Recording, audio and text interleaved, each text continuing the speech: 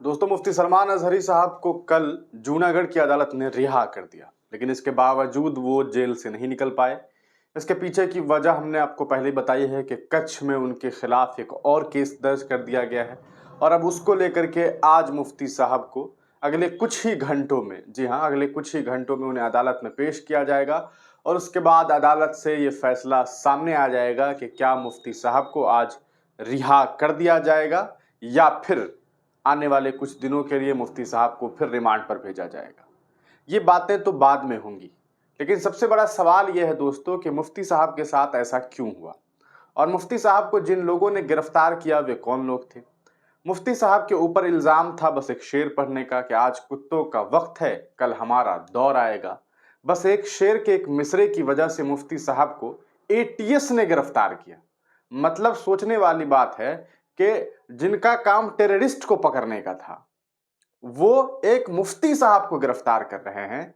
और हद तो ये हो गई कि गिरफ्तार तो कर लिया, अदालत में भी ले जाकर के पेश कर दिया, 10 दिन के लिए रिमांड मांगा लेकिन 1 दिन का रिमांड मिला और उसके बाद मुफ्ती साहब को बेल मिल गया। इस बात से आप खुद अंदाजा लगा सकते हैं कि एटीएस ने ऐसे व्यक्ति को गिरफ्तार किया जिन्हें महज 1 दिन में उन्हें बेल देना पड़ गया। क्यों?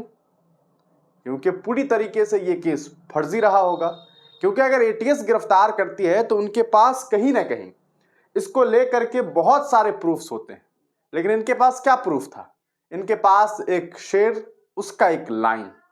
किसके लिए? एक शेर के लिए, मुफ्ती सलमान अजहरी के लिए। उनके कहे गए एक शेर का एक मिसरा था कि आज कुत्तों का वक्त है, कल हमारा दौर आएगा।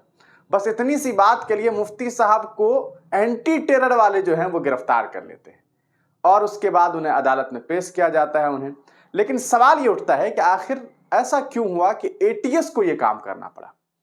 सीधी सी बात है, देश में संघियों की सरकार है, देश में हालात ऐसे हैं कि आज ऐसे लोग सत्ताधारी हैं, ऐसे लोग कुर्सी पर बैठे हुए हैं जो दिन रात मुसलमानों को गालियां देते हैं, जिनके यहां से देखा जाता है कि वो दलितों को गाली देते हैं, वो जो आदिवासी हैं उनको गालियां देते हैं, लेकिन उनके ऊपर कोई कार्रवाई नहीं होती। लेकिन एक मुफ्ती साहब से इतना खौफ क्यों खाते हैं? यकीनन वो इसलिए खौफ खाते हैं क्योंकि मुफ्ती सलमान अजहरी वो मुफ्ती नहीं है जो लोगों को देवबंदी, बरेलवी, वहाबी के मसलों में उलझाए रखे। मुफ्ती सलमान अजहरी वो मुफ्ती नहीं है जो ये कहता हो कि देवबंदी में ये बुराई है, वहाबी में ये बुराई है या फिर बरेलवी में ये बुराई है। वो बात करते हैं दीन की, वो बात करते हैं हक की, वो बात करते हैं एक होने की, वो बात करते हैं मुत्तहिद होने की। और आप तमाम लोग जानते हैं कि आज जो भारतीय जनता पार्टी हिंदुस्तान में अपनी हुकूमत चला रहे हैं वो कौन लोग हैं? ये वही लोग हैं। इनके इनके जो कहा जा सकता है कि जो गार्जियन अहबाब लोग थे वो क्या करते थे? आरएसएस के विचारधारा के लोग हैं। वो आरएसएस जिसने 52 साल तक अपने घर के सामने तिरंगा नहीं फहराया, अपने कार्यालय पे तिरंगा नहीं फहराया, वो हमें अब देशभक्ति और हमारे उलमाओं को ये बताने की कोशिश कर रहा है कि हमारे उलमा जो हैं वो हिंदुस्तान की सरजमीन के साथ धोखाधड़ी कर रहे हैं। सोच लीजिए कि किस तरह के हालात हैं और ये लोग हमारे उलमाओं पे इल्जाम लगा रहे हैं, जबकि इनकी क्या हकीकत है आप खुद समझते हैं। और सबसे बड़ा सवाल कि मुफ्ती साहब पे ऐसा क्यों हुआ? क्योंकि ये जो अंग्रेजों के जो आज वाली जो नस्ल है यहाँ, जो कहीं ना कहीं अंग्रेज तो चले गए लेकिन उनके गुलाम जो यहाँ पे रह चुके हैं, वे लोग डरते हैं। डरते किस चीज से हैं? कि मुफ्ती सलमान अजहरी जैसे लोग मुसलमानों को एक न कर दे, मुत्तहिद न कर दे, एक प्लेटफॉर्म पर लाकर खड़ा न कर दे। जो 17 करोड़ 18 करोड़ मुसलमान हैं उसे 2 करोड़ 2.5 करोड़ 4 करोड़ 6 करोड़ में ना बटे रहने दे, बल्कि उसे 17 करोड़ बना दे। और एक साथ जब आप समझ सकते हैं कि 17 करोड़ लोग हो जाएंगे तो भले किसी की आबादी 80 करोड़ हो, 85 करोड़ हो, 1 अरब हो, 1.5 अरब हो, 20 करोड़ लोग जब एक साथ खड़े होते हैं तो लगता है कि एक भीड़ है। और आप तमाम लोग जानते हैं कि यहाँ के लोगों से गिला थोड़ी है, यहाँ की सल्तनत, यहाँ की हुकूमत जो कहीं ना कहीं मुसलमानों के खिलाफ कानून लाने की कोशिशें कर रही है। उधर मुफ्ती साहब को जेल भेज दिया गया और इधर आपने देखा कि किस तरह से यूसीसी बिल को उत्तराखंड में पास कर दिया गया और क्या हुआ, बहुत सारे लोगों को इसके बारे में जानकारी भी नहीं मिल पाई। लेकिन क्यों? इनकी सोच ये है कि ये इस तरह के कानून बना दे जो कुरान के खिलाफ होगा। लेकिन वो संविधान, जिस संविधान ने मुसलमानों को यह हक दिया, हर इंसान को यह हक दिया कि वो अपने धर्म, अपने मजहब को लेकर चले, अगर संविधान का कोई ऐसा कानून अब बना दिया जाए जो मजहब के बताए गए जो बुनियादी चीजें हैं उनसे अलग होंगी, तो यकीनन यहाँ के जो लोग हैं वो अपने मजहब को पहले, मजहब के दिए गए कानूनों पर गौर व फिक्र करने की कोशिश करेंगे। वो चाहेंगे कि संविधान का हर कानून इस एतबार से बनाया जाए कि वो मुसलमानों के लिए एक जैसा हो, मुसलमानों के लिए सही हो, मुसलमानों के हक की चीज हो, मुसलमानों के कहीं ना कहीं उनके जो बताए गए उसूल है मुसलमानों के लिए उनके हिसाब से हो। लेकिन आप तमाम लोग जानते हैं, तो सिंपल सी बात यही है कि मुफ्ती साहब को एक तरफ फंसाने की कोशिश, लेकिन उन्हें एक दिन में रिहाई मिल गई है और आज अदालत में उनकी पेशी होनी है कुछ घंटों में।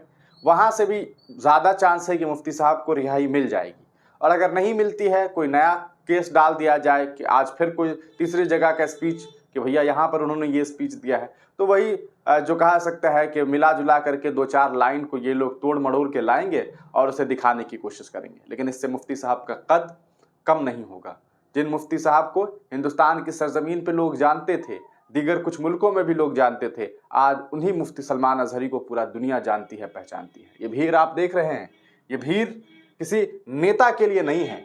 ये भीड़ जिसे आप देख रहे हैं स्क्रीन पर, ये लाखों की तादाद में जो लोग हैं, ये भारतीय जनता पार्टी की हुकूमत जिस राज्य में है, राजस्थान में, उसी की भीलवाड़ा शहर का है। वहां देख सकते हैं कि किस तरह से मुफ्ती सलमान अजहरी के समर्थन में लोग सड़क पर उतर गए हैं और लोग बस ये कह रहे हैं कि हमारी शान, हमारी आन बान शान हमारे मुफ्ती को रिहा किया जाए, वरना फिर अंजाम बहुत अच्छा नहीं होगा।